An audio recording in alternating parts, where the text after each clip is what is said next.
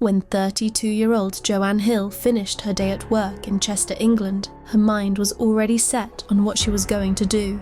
After leaving the office, she collected her 4-year-old daughter Naomi from the childminder in Connah's Quay and drove them home. Once inside, she poured herself a glass of wine and drank it.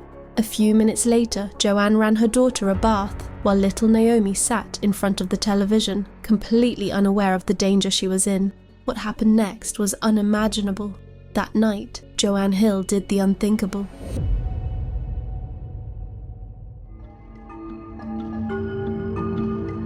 Naomi Hill was born prematurely at just 30 weeks by caesarean section in June 2003 to her parents, Joanne Marie Hill and Simon Hill. The couple had married earlier that same year. Joanne worked in advertising sales for a publishing company, while Simon was a fleet manager at a car hire firm. When Naomi was around 2 years old, in July 2005, she was taken to the family doctor because she was having difficulty walking. She was later diagnosed with mild cerebral palsy, which affected her mobility and caused partial deafness. Despite her condition, Naomi was an able and happy child. She wore calipers on both legs and special insoles to help support her walking, and she received regular physiotherapy. Her father said that caring for her was never a struggle, adding, "Apart from needing a little help to walk, she was totally normal. She was bright, cheeky, full of energy and enthusiasm. She'd try to run around and play just like any other child her age." Naomi attended Golfton CP School in Connah's Quay, where she was described as bright, full of life, and loved by everyone. She loved being outdoors, spending time in the garden, growing flowers, or at the beach, where she could build sandcastles and paddle all day long. She adored riding her bike around the park, waving and chatting to everyone she passed. Naomi also loved dressing up, especially in pink. She loved everything pink. She was close to her grandparents, who she could easily wrap around her little finger, and she loved going to school. Naomi would come home talking about her friends and all the fun they had together, not just in her class, but across the whole school. Naomi was a chatterbox and a natural storyteller with a sharp sense of humor and a mischievous streak that kept everyone laughing. Her father said her cheeky grin and beaming smile could light up a room in an instant. Naomi truly was a joy to everyone around her, bright, loving, and full of life. But there was one person who seemed to struggle with her and her cerebral palsy, her own mother, Joanne Hill.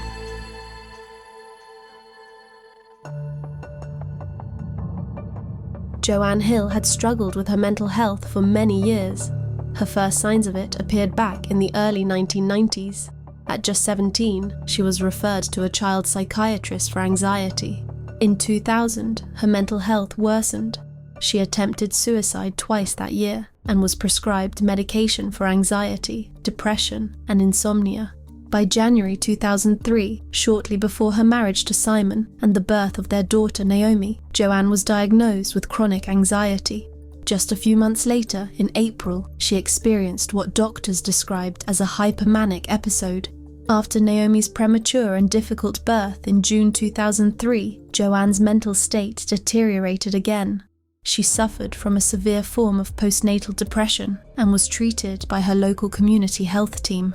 Although she appeared to make a quick recovery and was discharged from outpatient care in September, her stability didn't last.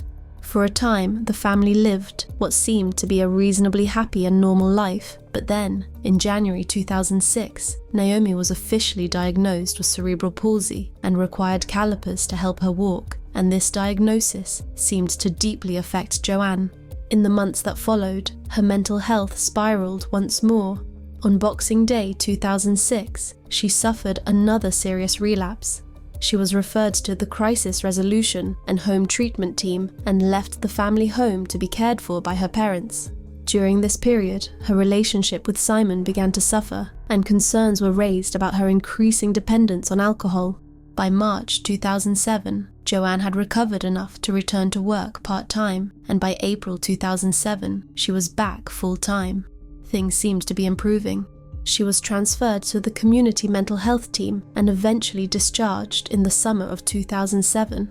Doctors believed this was appropriate, noting her tendency to recover quickly from severe episodes. In June, her doctors decided she no longer needed support from the local mental health team, and by August, her case was closed. She remained under the care of her GP and continued taking several types of medication, but underneath the surface, Joanne was still struggling. She blamed herself for Naomi's condition, convinced she was somehow responsible for her daughter's cerebral palsy. She was ashamed of Naomi's disability, specifically the calipers, and dressed her daughter in trousers to hide them. Joanne even suggested putting Naomi up for adoption, but Simon refused. He wanted to keep their family together. By November, Joanne was drinking heavily again. Her dependence on alcohol grew, heightening the risk of depression and making it more likely that she would stop taking her medication. And just a few weeks later, she would do the unthinkable.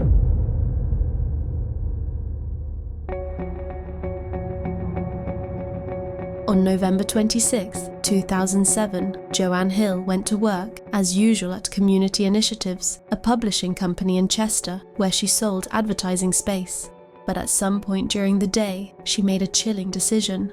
She decided she was going to kill her daughter Naomi.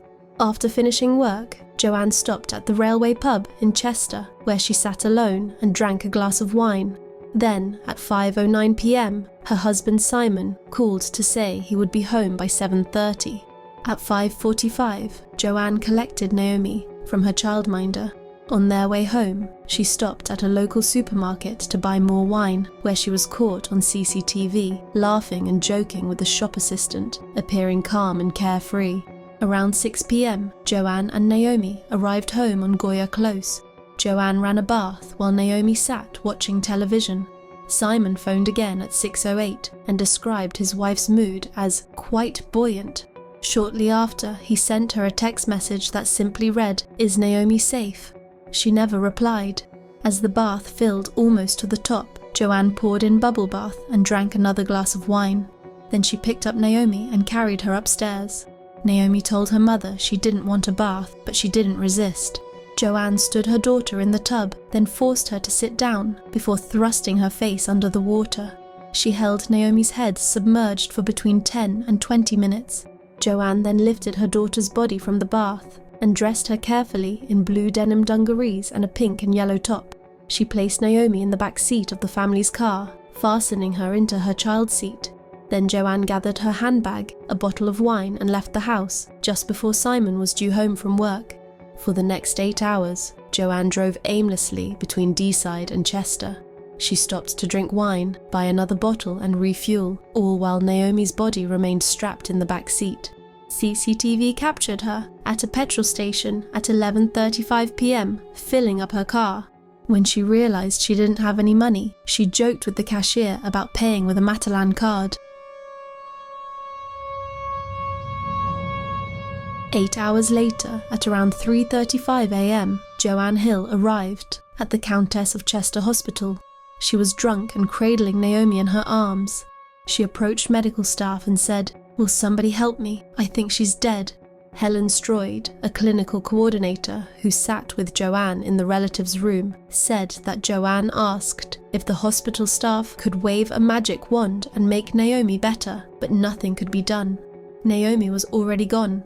She was pronounced dead just 20 minutes later. Eyewitnesses said Naomi appeared lifeless when Joanne arrived and described her as distraught and confused. Once Naomi was pronounced dead, the police were notified. When officers asked Joanne what had happened, she said she couldn't remember. She also lied and initially told them she had arrived in a taxi, when in fact she had driven her vehicle there. Joanne was arrested at the hospital and an investigation was immediately launched. At 8:45 a.m. on Tuesday, she was given a breath test, which showed she had 147 micrograms of alcohol in 100 milliliters of blood, almost double the legal drink drive limit of 80. Doctors advised that she could not be formally interviewed until she had sobered up. A post-mortem examination later confirmed Naomi had died by drowning. There were also signs of facial hemorrhages, consistent with her head being forcibly held underwater, with her face pressed against the surface of the bath. Evidence suggested a hand had also been held over Naomi's mouth and nose. When Joanne was finally questioned by police, she admitted she had planned to kill Naomi and then take her own life while driving to work that day.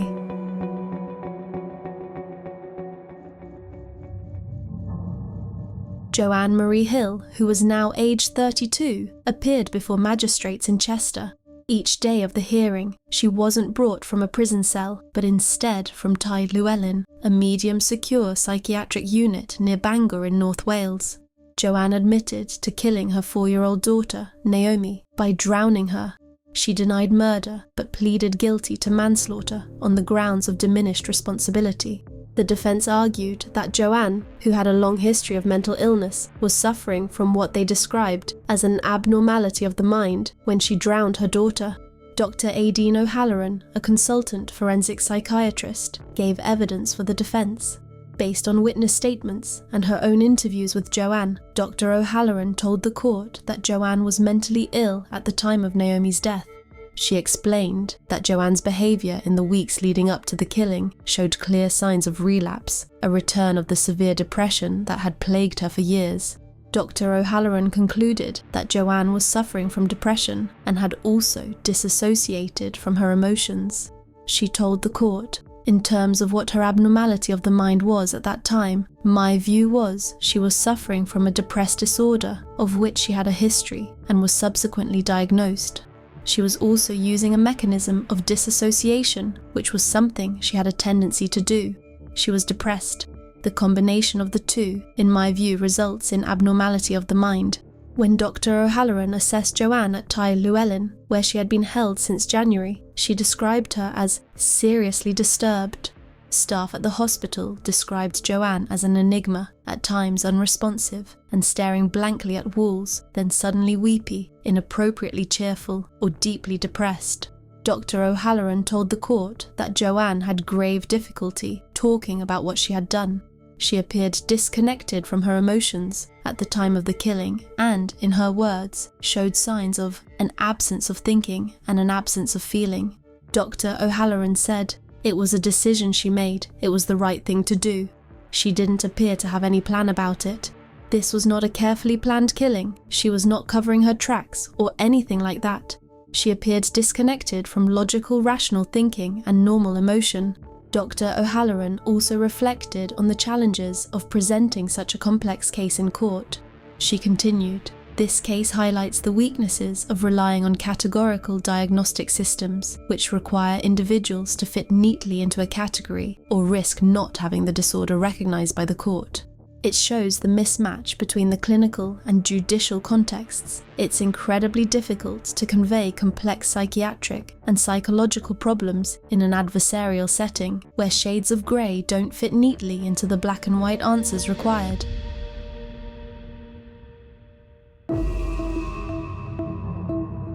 But while the defense argued that Joanne Hill's actions were the result of severe mental illness, the prosecution saw things very differently. Michael Chambers, KC, told the court that the Crown did not accept Joanne Hill's plea of diminished responsibility. He argued that she had not been suffering from any mental disorder at the time of the killing and that she had not been entirely honest since her arrest. He told the jury that Joanne Hill had made a deliberate and conscious decision to kill her daughter, describing the act as both determined and planned. Michael Chambers said Joanne had lied to doctors, claiming she was hearing voices, but later admitted she had fabricated the story. She also lied about arriving at the hospital by taxi when she had in fact driven there herself. He argued that she wasn't delusional or detached from reality. She was ashamed of her daughter's disability and embarrassed by what it represented. According to the prosecution, Joanne could not come to terms with Naomi's cerebral palsy or the possibility that her daughter might one day need a wheelchair. She often scolded Naomi when she soiled herself after bouts of constipation and dressed her in trousers to hide her calipers.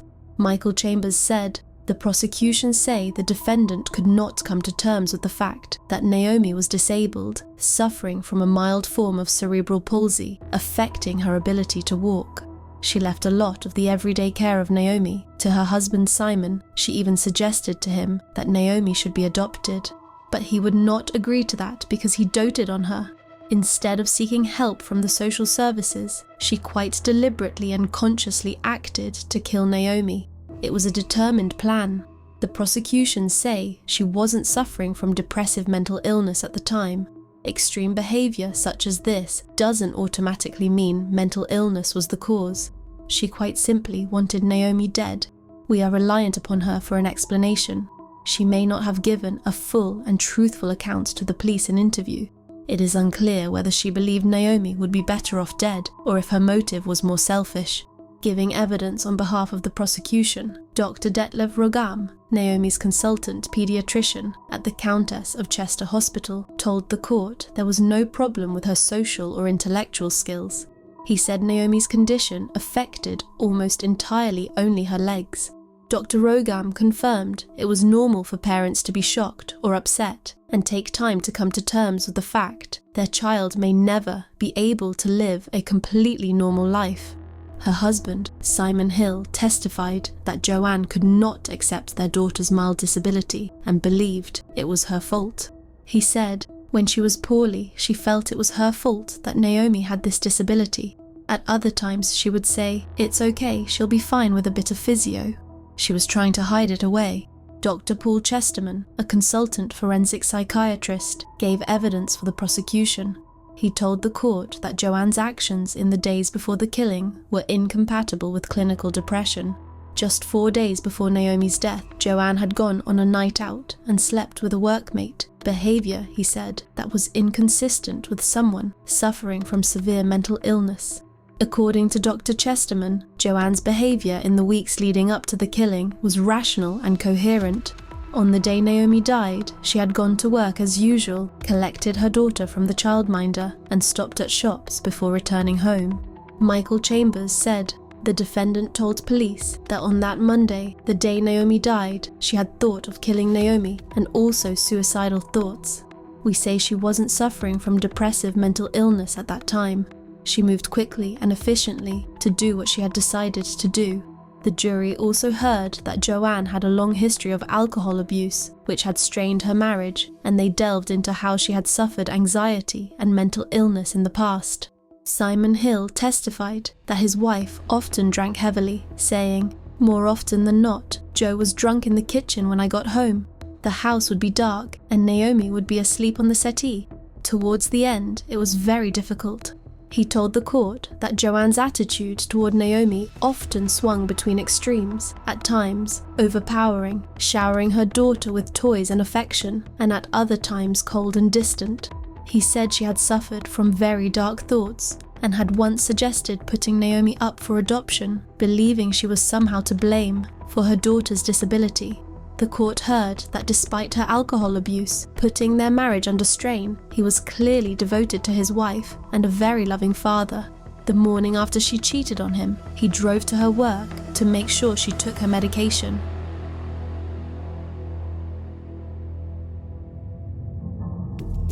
When it came to sentencing, Judge Edwards reminded the jury, 8 men and 4 women, that they could only return one of 2 verdicts, murder or manslaughter on the grounds of diminished responsibility.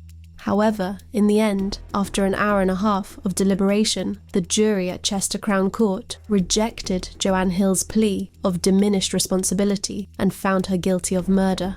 In his sentencing remarks, Judge Edwards said there could be no excuse for what she had done. He noted the aggravating factors in the case were Naomi's vulnerability and the breach of trust between a mother and her child. He said, "You killed your own daughter because you could not cope with her disability.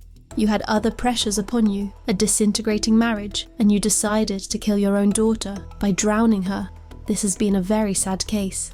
Sad for you, your family, for your husband and his family, and tragic for the daughter you killed. There can be no excuse for what you did." Because of her murder conviction, Joanne Hill was taken directly to prison rather than being returned to the secure psychiatric unit where she had been held during the trial. Judge Edwards reflected on this and acknowledged her long history of mental health problems and said he hoped she would eventually be transferred back to hospital for treatment. Joanne Hill was sentenced to life imprisonment and would not be eligible for parole for at least 15 years.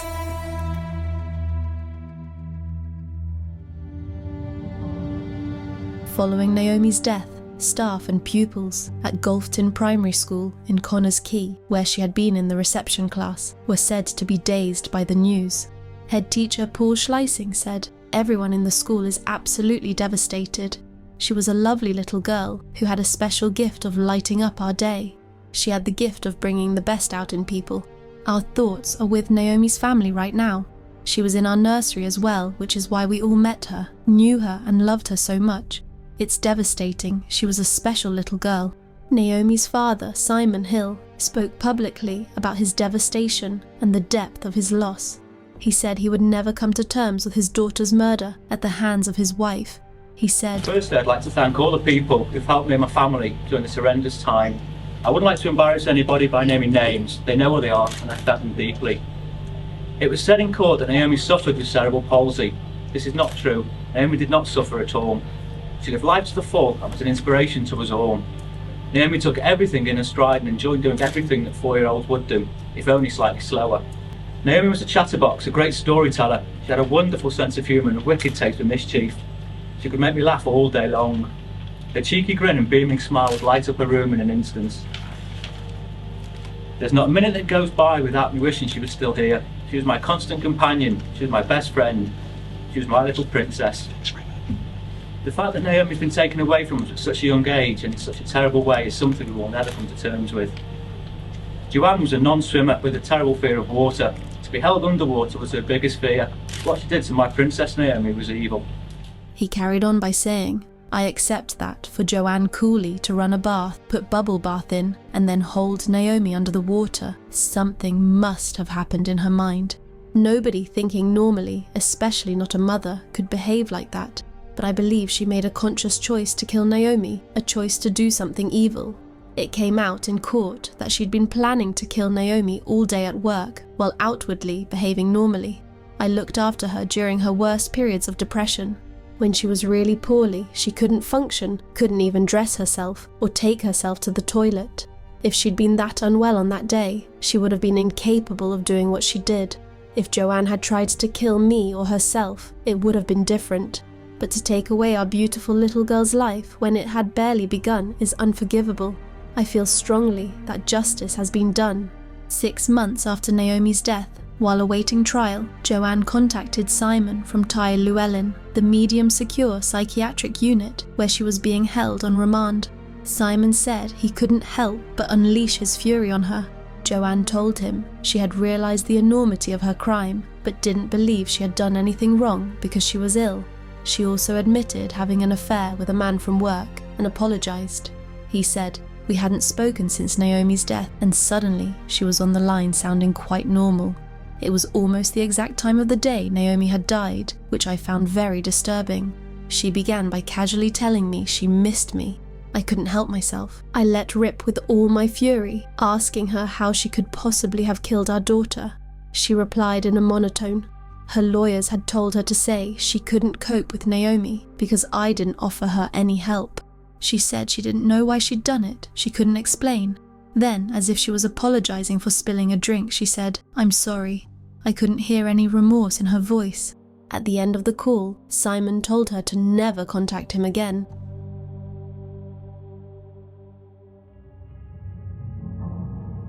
Following Joanne Hill's sentencing, the disability charity Scope warned that negative portrayals of disability continued to create shame and stigma. The organisation said it was saddened and appalled by the case. Alice Maynard, chair of Scope, said, "Naomi's death is a tragedy. However, this case raises the wider issue of how many disabled parents still don't get the support they need in bringing up children, and how society continues to portray disability in a negative light, creating shame and stigma around impairment. Tragically, in this instance, this combination of factors proved lethal." The charity, which supports people with cerebral palsy, said that there was no record of Joanne Hill ever contacting them for help. Dr. O'Halloran, the psychiatrist who assessed Joanne, said Joanne was quite a closed person who appeared to struggle to access her emotions and may not have made professionals fully aware of her needs. Dr. O'Halloran described Joanne as being in a trance-like state for much of their time together. The case also prompted North Wales NHS Trust to carry out a full review under the control of the Flintshire Local Safeguarding Children's Board. It examined every point of contact the Hill family had with mental health, education, health, and antenatal services. The review found there were no serious failings by any of the agencies involved. It concluded there had been no indication that Naomi was at risk and her death could not have been predicted.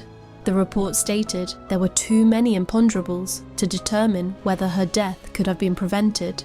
It read, "In many ways, this family received good service provision. As authors, we were impressed with the dedication and care shown by all the staff who we interviewed. Case records were full, all meetings were conducted to schedule, and promises made were kept." The review also found that Naomi's disability, described as very mild, and Joanne's response to it, had no direct bearing on the incident. When Joanne was well, she was said to have had a positive and loving relationship with her daughter. It also noted there was no evidence that Joanne's alcohol intake at the time of the killing was outside her usual pattern. However, the review identified one major shortcoming. Naomi's father, Simon, and her grandmother had not been properly included or supported by the mental health team involved in Joanne's treatment. A series of recommendations followed, including that mental health services develop a clear carers plan, assign one consistent point of contact for families, and that midwifery services give greater consideration to maternal mental health. The case stirred strong emotions across the country. Many were horrified by the brutality of Joanne's actions, while others expressed reluctant sympathy for her. Rosa Monkton, whose 13-year-old daughter has Down syndrome, said, "It was unquestionably an evil act, and she deserves to be punished, but I cannot help feeling sympathy for her. No matter your thoughts on the case, one thing is clear: it is completely and utterly tragic. A little girl lost her life in the most unimaginable way, and a family was torn apart because of it. Poor Naomi, a bright, loving child who brought joy to everyone around her, never got the chance to grow up." As for Joanne, it isn't clear today whether she remains in prison or has since been transferred to a secure hospital. Wherever she is, I can only hope she's receiving the help she so desperately needed. My heart goes out to the rest of the family, especially to Simon Hill, who not only lost his daughter, but also the woman he once loved. He seemed to be such a devoted father and husband, and the grief he's had to live with is something no one should ever have to endure. And as always, rest in peace, Naomi Hill. Thanks so much for listening to True Crime with Elli Mack, with me, Elli Mack. And a special thanks to our members who you see on screen now. Your support means so much and really helps keep the channel going.